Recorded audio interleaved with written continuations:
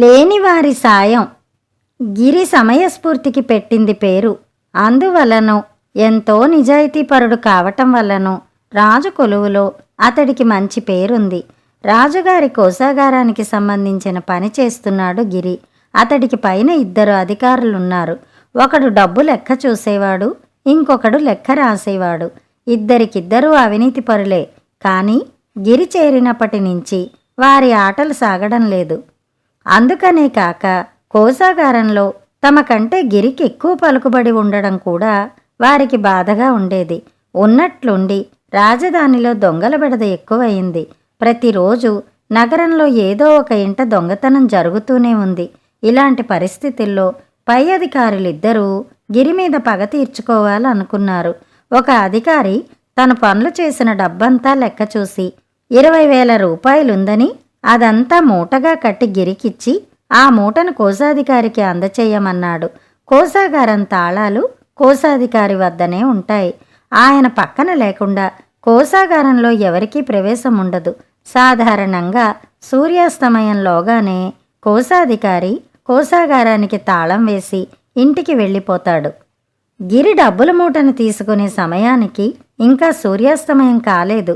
కానీ రెండో అధికారి తన పద్దుల్లో ఏదో తేడా వచ్చిందని, లెక్కలు సరిచూడవని గిరికి పని అప్పగించాడు. గిరి ఆ పని పూర్తి చేసే సమయానికి బాగా చీకటి పడింది. చేసేది లేక గిరి ఆ మూట తీసుకుని ఇంటికి బయలుదేరాడు. అతడి వద్దనున్న మూటను దొంగలు తప్పక గమనిస్తారు. వీధిలో రక్షక భటులు కాపలా తిరుగుతుంటారు కాబట్టి పర్వాలేదు. కానీ రాత్రి గిరి ఇంట్లో తప్పక దొంగలు పడతారు. డబ్బు పోతుంది. గిరి రాజుకు చెప్పుకుంటాడు. రాజు ధనాన్ని ఇంట్లో ఎందుకు పెట్టుకున్నావని నిలదీస్తాడు. గిరి మన పేరు చెబుతాడు.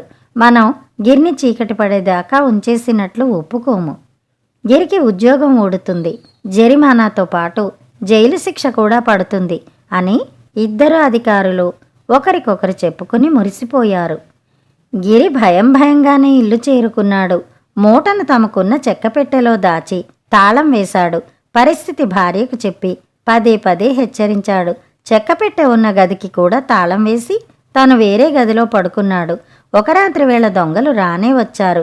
ముందుగా గిరి పడుకున్న గదంతా చప్పుడు కాకుండా వెతికారు. అక్కడేం డబ్బు లేదని తెలుసుకున్నారు. తర్వాత చెక్కపెట్టె ఉన్న గది తాళం బద్దలు కొట్టారు. అప్పుడే గిరికి మెలకువ వచ్చింది. అసలే బెంగతో కలత నిద్రలో ఉన్నాడేమో. మెలకువ రాగానే మత్తు విడిపోయింది. దొంగలు తాళం బద్దలు కొట్టారని తెలియగానే, ఒరేయ్ రంగప్ప, ఓ సూరన్న, ఓ సుబ్బయ్య, ఓ పుల్లయ్య, అందరూ మెలకువగానే ఉన్నారు కదా. దొంగలు తాళం బద్దలు కొట్టేశారు. వాళ్ళిద్దరే. మీరు 4. సంఖ్యాబలంలోనే కాదు, బలంలో కూడా వాళ్ళు మీకు చాలరు. సిద్ధంగా ఉండండి అంటూ గట్టిగా అరిచాడు. ఈ అరుపులు వింటూనే డబ్బున్న గదిలో 4 బలాఢ్యులు కాపలా ఉన్నారని దొంగలు అనుమానించి వెంటనే అక్కడి నుంచి పరుగులు అంకించుకున్నారు. గిరి భార్య ఆశ్చర్యంగా, మీరు పిలిచిన వాళ్ళు ఎక్కడున్నారండి అని అడిగింది. గిరి నవ్వి, ఉన్నా మనుషులు సాయపడతారా? చిక్కుల్లో పెడతారు గాని ఇలాటప్పుడు లేని మనుషులే సాయపడగలరు. అందుకే వాళ్ళని పిలిచాను అన్నాడు. భార్య అతడి సమయస్ఫూర్తికి సంబరపడింది.